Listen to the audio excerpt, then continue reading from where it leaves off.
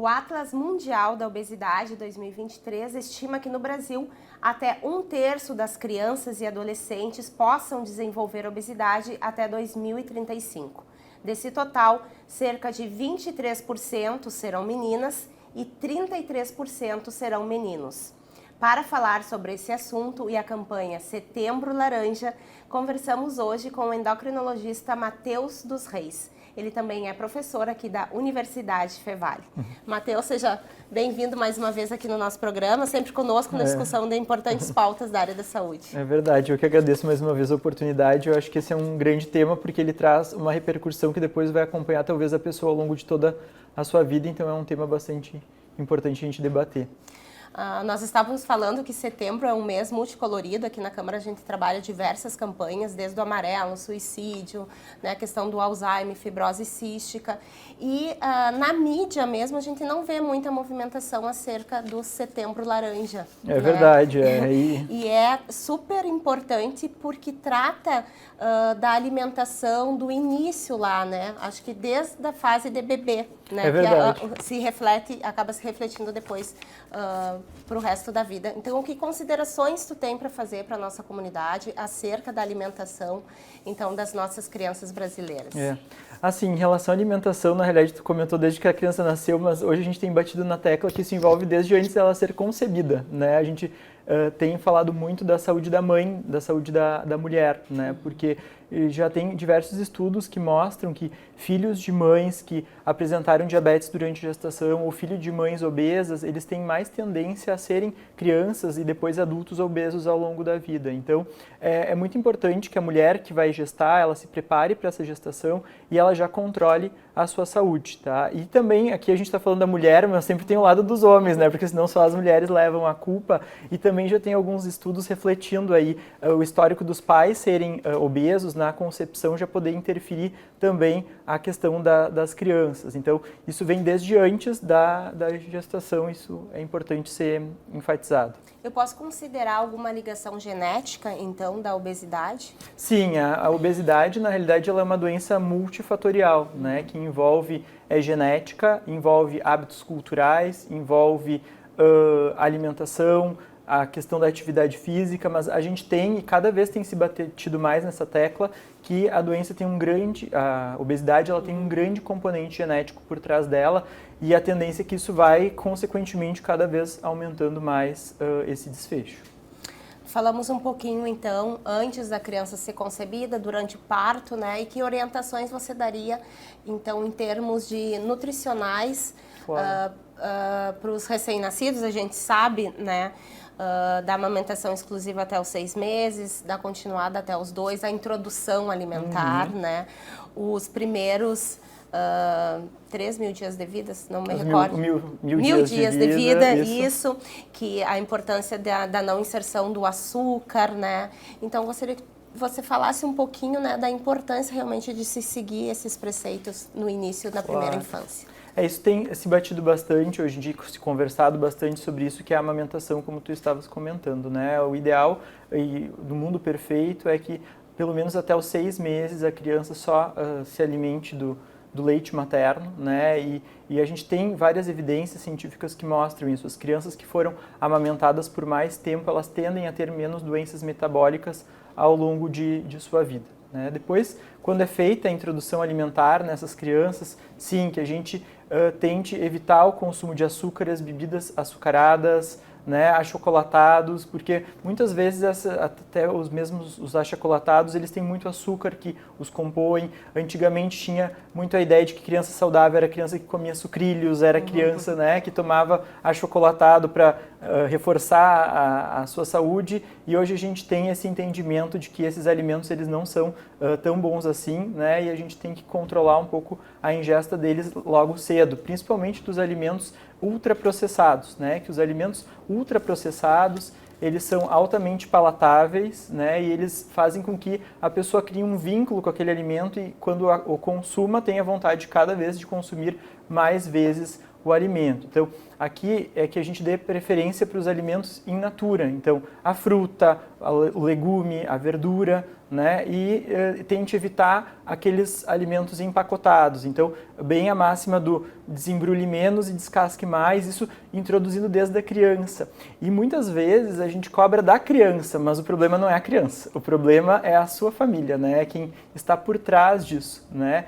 E muitas vezes quando os pais até trazem as crianças em consulta, o que eu costumo fazer é pesar os pais também, porque não adianta eles cobrarem do filho deles uma ação se eles próprios em casa não cumprem, né? Não dão aquele exemplo para a criança. Então, isso a gente vê muito, né? A criança ela sendo o reflexo dos seus familiares. A gente precisa que a família, porque quem leva a comida para dentro de casa, quem leva a fruta, quem leva a verdura, ao invés de levar, né, o achocolatado, os alimentos empacotados são os pais, e não adianta só a criança mudar e os pais não mudar, porque isso a gente nota que é muito difícil, e a criança começa até mesmo a culpar os pais, né, porque, enfim, por que ela tem que comer aquele alimento se os pais estão comendo outro tipo de alimento, né? Tem um documentário que eu assisti há pouco tempo que fala sobre, né, a alimentação inadequada, o refrigerante já na mamadeira, né, aqueles bolos que não é o bolo que a mãe ou a tia faz em casa, né? A quantidade de conservantes, de gorduras trans que tem nesses alimentos, né? E o quanto isso impacta, que às vezes esses alimentos eles acabam até sendo mais barato, por exemplo, e de mais fácil acesso para a comunidade mais carente do que as próprias frutas ou alimentos de alto teor nutritivo. Isso mesmo, isso a gente vê a mudança, né, nos últimos anos, assim, porque antigamente era comum a gente, numa comunidade mais carente, ver crianças magras, né, e hoje em dia é o contrário, a gente vê a obesidade prevalente. Isso não quer dizer que a gente não tem insegurança alimentar. Essas crianças, elas vivem em situação de insegurança alimentar. Então, não quer dizer que elas estão obesas, que elas são bem nutridas, né? E como tu comentaste, a gente vê nos últimos anos um aumento expressivo do valor das frutas, verduras, mas se a gente for comparar os alimentos empacotados em relação ao que eles eram há 10 anos atrás, a gente vê que o valor deles não aumentou tanto proporcionalmente quanto da comida saudável, né? E antigamente era muito mais fácil as pessoas consumirem mais saudável também, porque se tinha a horta em casa com os seus animais. Hoje em dia essa vida industrializada, ela faz com que a gente queira tudo muito rápido, de fácil acesso, e também acaba contribuindo para a diminuição do consumo de frutas, legumes e verduras, né, que deve ser o ideal nessa faixa etária. Falando um pouco tecnicamente, quando uma criança é considerada com sobrepeso, saudável e já obesa?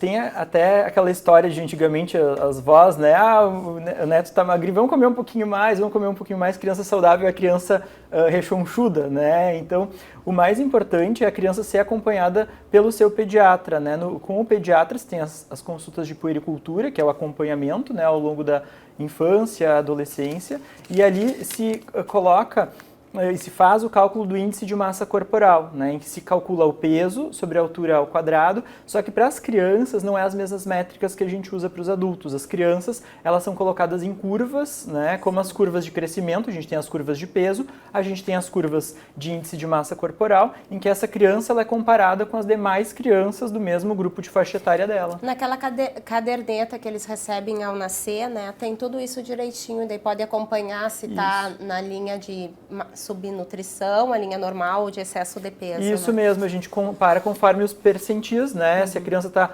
dentro do seu percentil, se ela está acima conforme as linhas daquele gráfico, né? E se ela está acima da linha, a gente considera a criança com sobrepeso ou obesidade, a depender o valor. Isso também muda conforme a idade, conforme o sexo também da criança, né? Mas tem caído um pouco por terra o que a gente considera hoje a questão de sobrepeso, obesidade saudável ou não, porque a gente tem a ideia, e os estudos mostram isso, que 80% das crianças que têm sobrepeso ou obesidade vão se tornar adultos com obesidade. Então, a gente tem que tentar, dentro do possível, trabalhar com a criança o ponto de vista alimentar, e não só alimentar, de atividade física, né?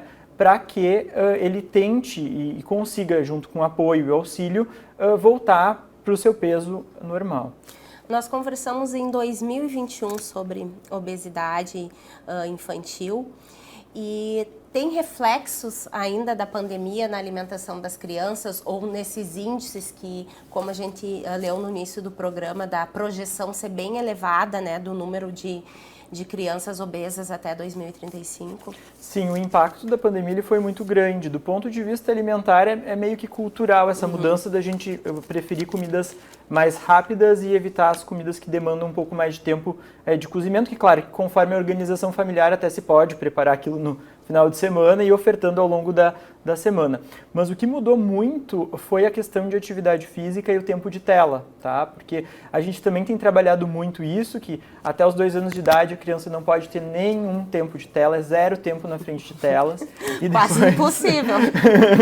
E depois isso vai aumentando um pouco a cada faixa etária, mas assim, é muito inferior do que a média das nossas crianças seguem, né? E com a pandemia eles passaram a ter escola na frente da televisão, eles não tinham como ir para a rua, eles passaram a se divertir na frente dos videogames e o que até então era algo proibido se tornou algo tolerado, né? E essas crianças passaram a ficar mais tempo envolvidas com telas e menos tempo com atividades físicas. E aqui quando a gente fala atividade física para criança, não é nenhum exercício às vezes programado necessariamente, mas é o ato de brincar, de correr, de jogar bola, de pular corda, que deixou de ser feito para ficar focado numa tela. Então, a gente teve um aumento importante do sedentarismo ao longo da pandemia, nas crianças também, e isso tem sim impactado e fez com que a curva crescesse muito mais do que o que era projetado em termos de aumento da obesidade nessa próxima década.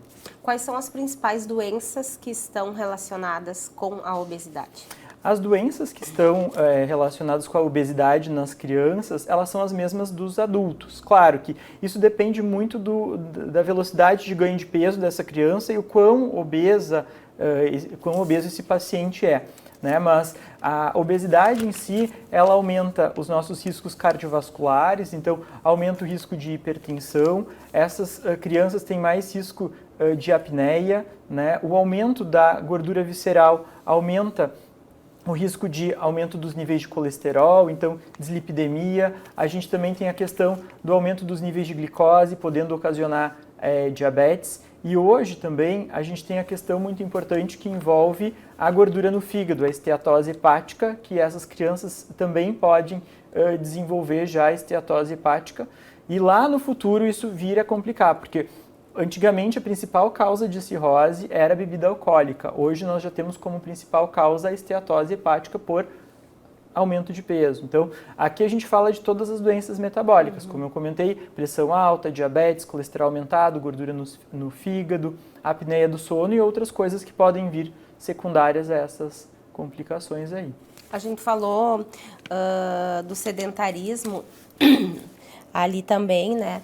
E uma coisa bem importante que nós temos aqui em Novo Hamburgo são 2 leis municipais, né? Eu vou ler aqui a Lei Municipal número 3089 de 2018, que institui a Política Municipal de Combate à Obesidade zero em Novo Hamburgo, né, que traz várias ações para serem trabalhadas dentro das escolas, né, como atividades pedagógicas, né, a presença de uma equipe multidisciplinar. A gente sabe que a alimentação nas escolas da rede municipal, elas são controladas por nutricionistas, né, concursados, então uma série de ações. E também nós temos a Lei 3.308 de 2021, que é oriunda de um projeto do vereador Gustavo Finck, que institui a Semana de Combate à Obesidade Infantil, só que ela é realizada no mês de outubro e não agora em setembro. Então, qual a importância dessas leis, de uma legislação, né, dessas e de outras leis que possam existir, né, no combate ao sedentarismo e também à obesidade, rumo a uma qualidade de vida melhor?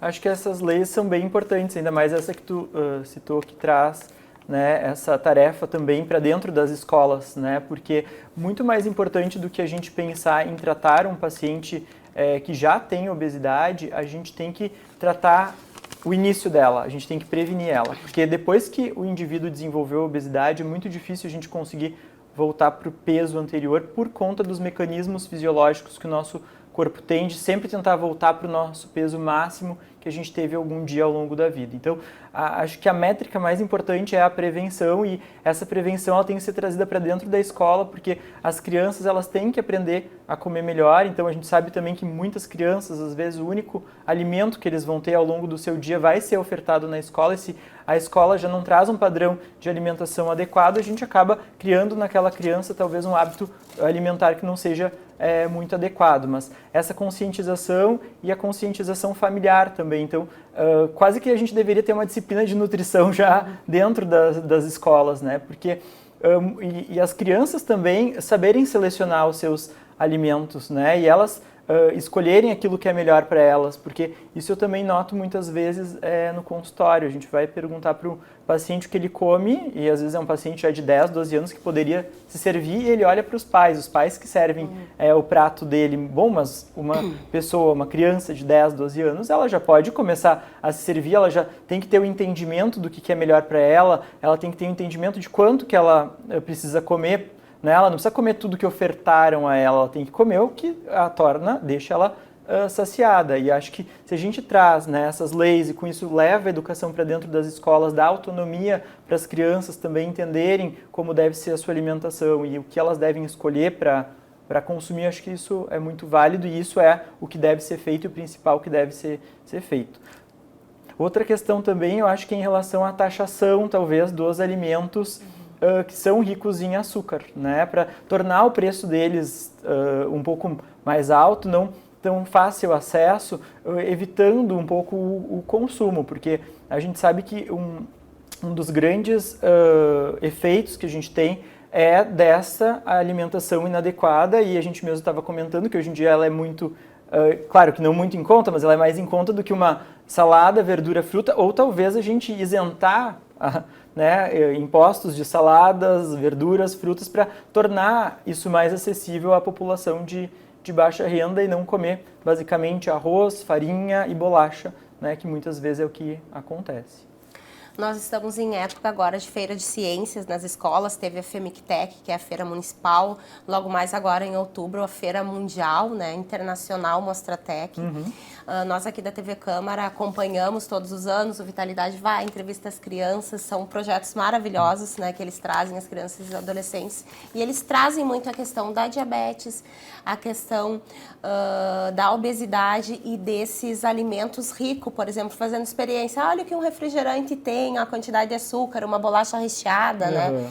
E a gente olhando assim não consegue assimilar, né? Mas quando tu vê ali, eu acho que isso é uma boa forma de trazer essa educação nutricional também para dentro da vida deles, né? Com certeza, essa questão didática, né? E talvez também a questão, e acho que isso tem mudado nos últimos anos, a questão de leitura dos rótulos dos alimentos, né? A lei dos rótulos também. Exatamente, a questão da lei dos rótulos, que hoje os alimentos têm que deixar mais, né, as empresas que produzem alimentos têm que deixar mais evidenciado se ele é de alto teor de gordura, se ele é de alto teor de açúcar, né? A gente aprender a ler os rótulos, porque geralmente quando tem muitos ingredientes dentro, né, daquele produto, o que de fato talvez a gente está consumindo não seja o que a gente queira, mas diversos outros, enfim, componentes que tem ali dentro daquele alimento que a gente está consumindo. Então, acho que isso é muito importante, as crianças também terem essa noção de leitura de rótulo, aprenderem a escolherem melhor seus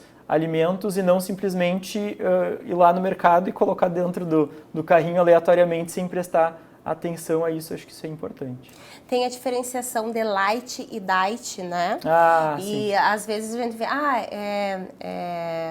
um refrigerante zero, mas daí a quantidade de sódio é muito alta, né?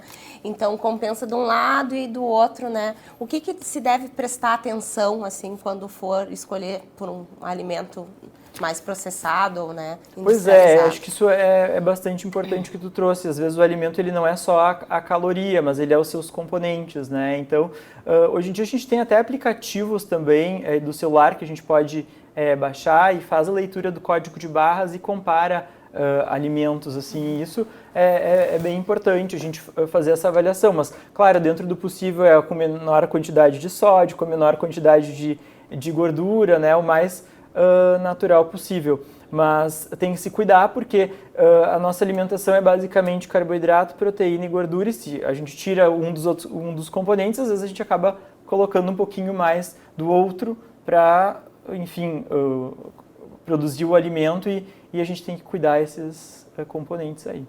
Criança também tem triglicerídeos e diabetes, porque a gente sabe que uma das diabetes é de nascença, né? Isso. E a outra, não sei se é adquirida a palavra mais adequada, né? Mas criança também sofre com essas outras duas doenças e elas estão diretamente relacionadas, então, à obesidade? Sim, a gente tem, nas crianças, tradicionalmente o mais comum é o diabetes tipo 1, né? Que é 10% dos casos do diabetes, que são aquelas crianças que tem uma doença autoimune em que acontece a destruição do pâncreas por essa doença autoimune e elas obrigatoriamente têm que usar a insulina, né? Já o tipo 2 do diabetes, ele é mais tradicional, né, nos adultos, principalmente que envolve obesidade, gordura visceral, resistência insulínica e levam ao desenvolvimento desse diabetes. Mas a gente tem notado o aumento do diabetes tipo 2, que antes era taxado como diabetes do adulto, também hoje em adolescentes, jovens e adultos jovens, porque ele é relacionado muito a esse padrão de sedentarismo, o padrão alimentar e também a questão de obesidade. Diabetes, açúcar?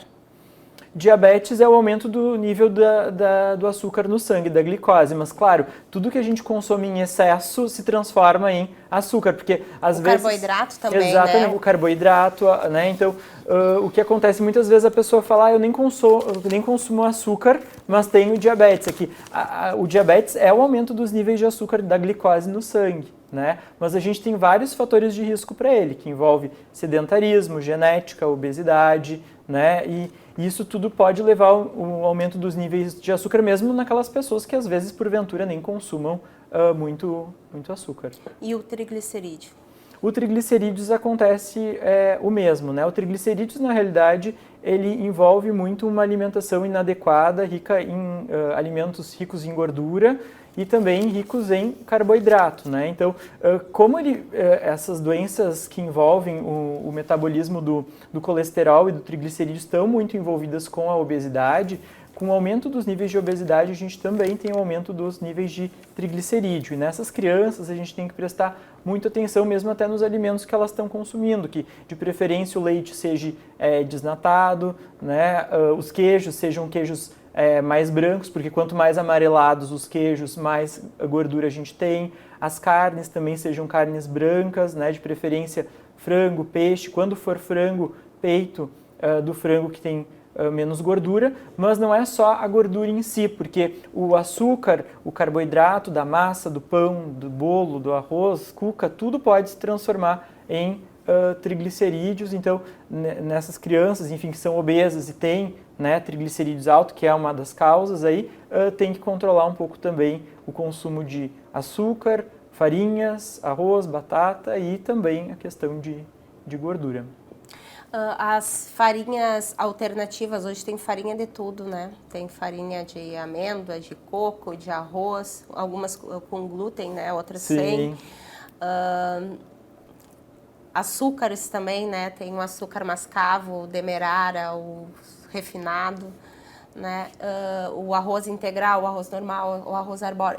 Essa diferenciação de alimentos, elas realmente impactam na saúde ou porque a gente percebe o alto valor agregado, né, de alguns desses alimentos? Exatamente. Esses alimentos que são considerados às vezes mais saudáveis, eles têm um custo mais oneroso para as pessoas que os consomem, né? E depende do ponto de vista, eu acho, essa pergunta, né? Porque eu bato às vezes na tecla que gordura é sempre gordura, açúcar é sempre açúcar, farinha é sempre farinha. Quando a gente fala muitas vezes do ponto de vista calórico, porque também não adianta eu trocar uma farinha branca por uma farinha de aveia e comer um monte de bolo lá com a minha farinha de aveia. Então, a gente tem que ter o bom senso da quantidade. Claro, né, que os alimentos menos processados, eles vão ter um impacto menor na saúde, ou vão ser melhor para a saúde do indivíduo. Mas a gente sempre tem que prestar atenção em relação à caloria, né, daquilo que a gente está consumindo. Agora, do ponto de vista glicêmico, de aumentar a glicemia, sim, né, os alimentos integrais, eles tendem a elevar menos a glicose quando consumidos em relação diretamente à farinha branca. tá? Mas, como eu falei, não adianta a gente trocar um pelo outro e consumir demais aquilo. Então, a gente, além da qualidade do alimento, a gente depende da quantidade daquilo que a gente está consumindo. E, claro, quando a gente fala em açúcar, quando a gente fala em farinha, quando a gente fala em gordura, tem que ser tudo com moderação. É comum a gente ver quando os pais são acima do peso, ou são obesos, as crianças também, né? É uma questão, além de genética, comportamental, né? Do dia a dia, do estilo de vida. Com certeza, né? E isso vem muito do próprio jeito da família se alimentar, né? Então, se relacionar com a comida, né? A comida, ela culturalmente envolve a gente, né? Porque é difícil uma pessoa combinar de se encontrar para só conversar, né? Vai ter um alimento junto envolvido, né? É difícil as pessoas se reunirem à mesa para, né? Vão se encontrar para jogar algo se não vai ter uma comida envolvida. E isso passa das nossas relações e do que vem sendo trazido, né? Dos antepassados para a prole, né? Então tem esse envolvimento, sim, né? Também tem aquelas crianças que às vezes por até a própria rotina familiar elas aprendem a descontar sua ansiedade em comida. Isso que eu ia te perguntar, a questão do comer emocional, né? Exatamente. Outra coisa que muitas vezes se faz, né? A criança é premiada com comida, né? A criança, hoje vamos buscar o boletim na escola, né? A criança foi bem, vamos lá tomar um sorvete, comer um hambúrguer, né? E isso são vínculos que vão se formando ao longo da vida. Então, talvez a gente não possa usar, e talvez não seria ideal a gente usar a comida como um prêmio, a comida como uma recompensa, como um motivo de encontro, né? Ou para afogar nossas mágoas, né? Já que eu estou afogado nas minhas mágoas, porque eu não vou sair correndo na rua, vou ler o livro, por que eu tenho que me afogar na comida, né? Então, isso são padrões que vão se criando e às vezes vão passando gerações, né? E aquelas famílias também que têm o hábito de comer muito carboidrato, vão passando isso para as crianças. E às vezes, quando em consulta a gente conversa com as crianças e daí a criança fala, mas tu nem faz salada para mim, mas tu nem faz verdura para mim. Tá lá o adulto julgando a criança, mas tu não come salada? Mas daí a criança responde, mas tu não faz a salada para mim, né? E aí quando a gente até fala em salada, legumes, é importante a gente ressaltar que para a criança dizer que ela não gosta de determinado alimento, ela tem que tentar provar aquilo no mínimo umas 10 vezes, né? Então, não é a primeira vez que eu dou para a criança, oferto um alimento que ela, não querendo ele, eu já não vou ofertar novamente em algum outro momento aquele alimento para a criança, né? A outra questão também da alimentação que envolve a família, muitas vezes a família serve a criança e obriga a criança a comer todo o prato, né? Isso é tradição de família. Bom, se tu não comeu todo o alimento, quer dizer que tu não gostou da comida. Mas a gente também tem que aprender a deixar a criança decidir o quanto ela quer comer daquela refeição, né? Quando ela se sente saciada, né? Porque é tão difícil a gente perceber isso. Às vezes, nós adultos, né, estamos na correria e comendo muito rápido, sem aquele tempo de mastigação adequada, e tu não consegue perceber o real momento quando tu está saciado. E com as crianças é mais difícil, eu acredito. É mais difícil ainda. E muitas vezes tem essa pressão sobre elas. Bom, tu tem que comer, porque daí tu vai ganhar uma sobremesa. E entra a segunda questão, né? A sobremesa, ela não pode ser uma recompensa, porque a gente não precisa ensinar para a criança também que sempre depois de uma refeição ela vai ter que comer uma sobremesa. Ela aprendeu com a gente aquilo de depois da refeição tem que ser sobremesa, ou não, se tu comer tudo eu vou te dar um chocolate. Por que tem que ter o chocolate? Por que não deixa só a criança comer aquilo que ela quer, tá saciada, ela deixou o resto no prato e ali ficou, né? Então, isso é muito importante. Outra questão que tu estava comentando em relação a prestar atenção na comida, né, é a questão de se sentar à mesa, né? Então, o ideal é que a família se sente à mesa, desligue a televisão, desligue o som e faça a refeição junto, né? O ato de comer na frente da televisão leva a gente a não perceber o quanto que a gente está comendo, a gente perde um pouco desse controle e com a criança vai ser a mesma coisa.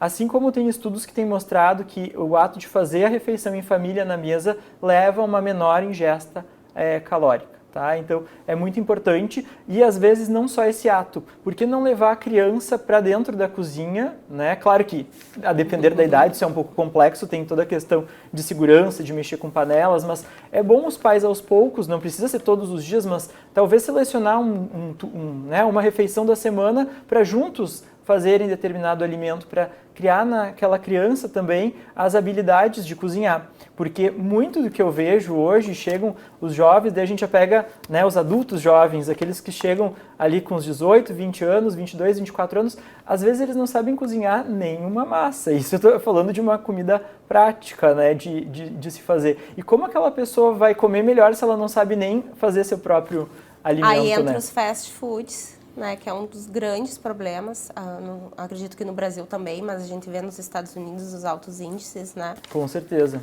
E as teleentregas, né?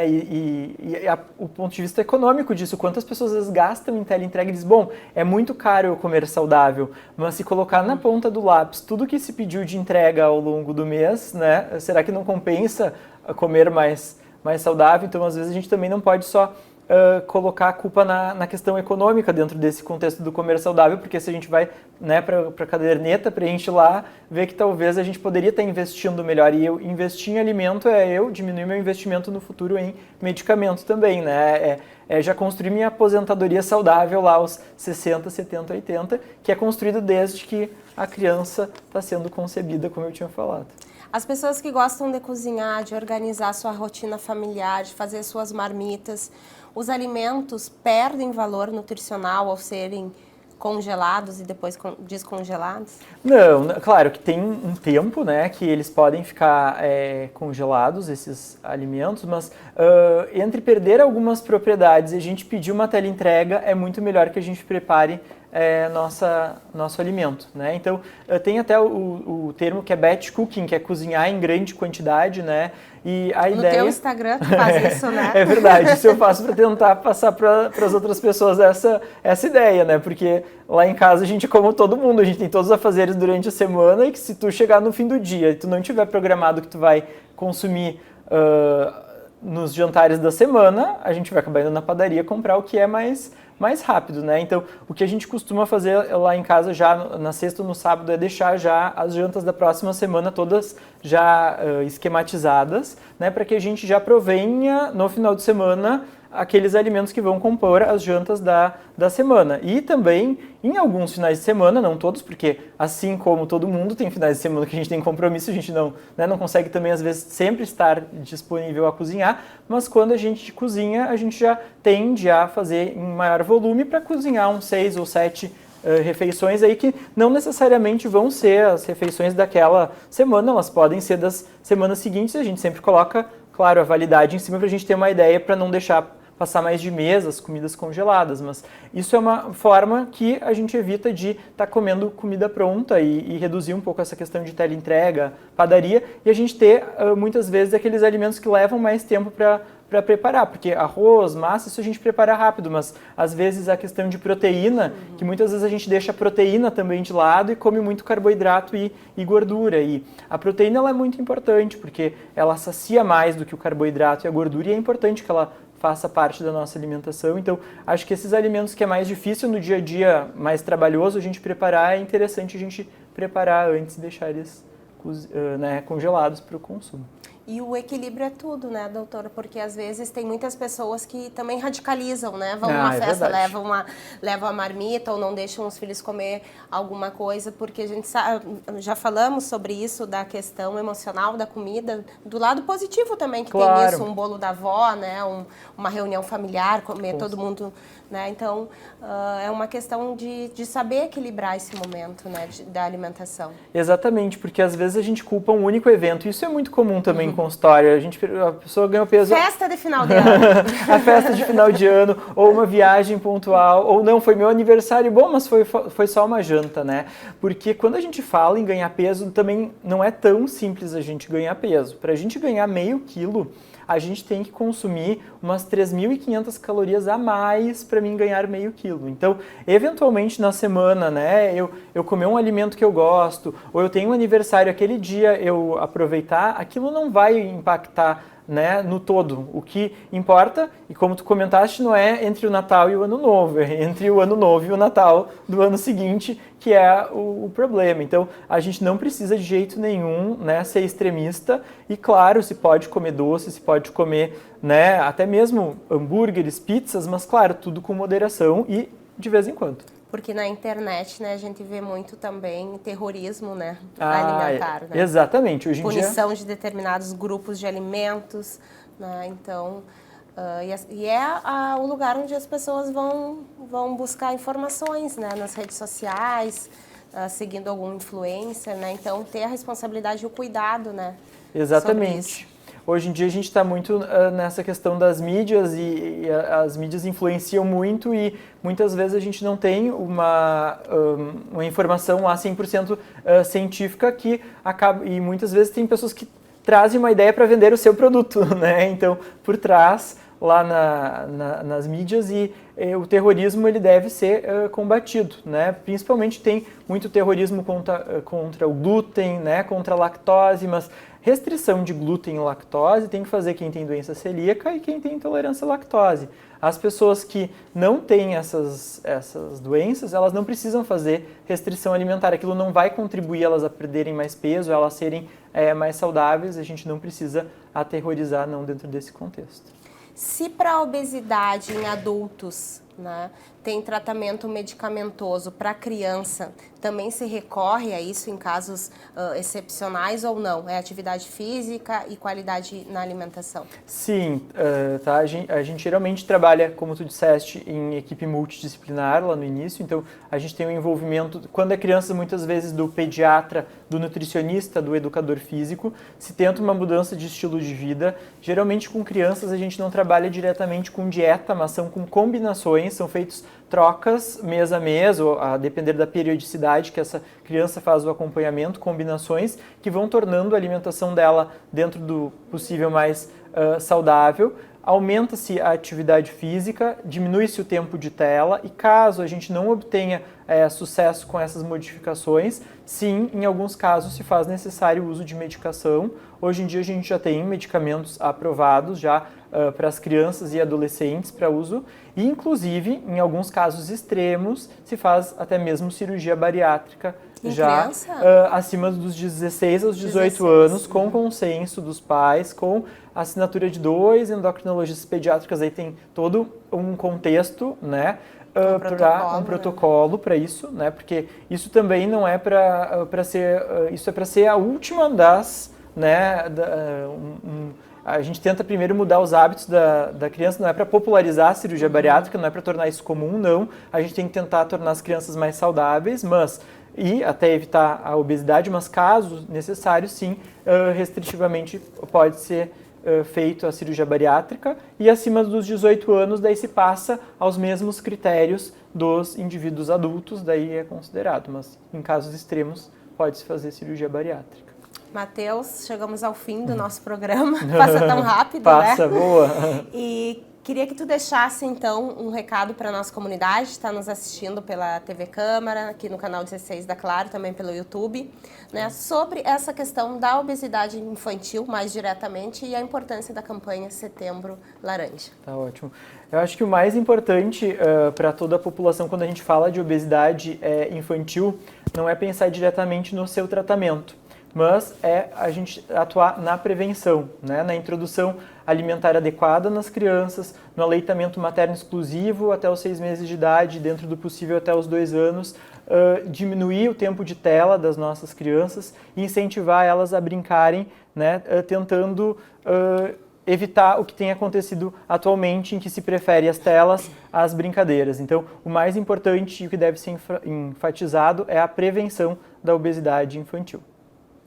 Matheus, muito obrigada, nosso parceiro aqui do Vitalidade, sempre presente, sempre aceitando os nossos convites para trazer importantes esclarecimentos, né, em relação à saúde. Eu que agradeço mais uma vez o convite, é muito bom estar aqui com vocês para tornar esses temas mais claros aí para a nossa população.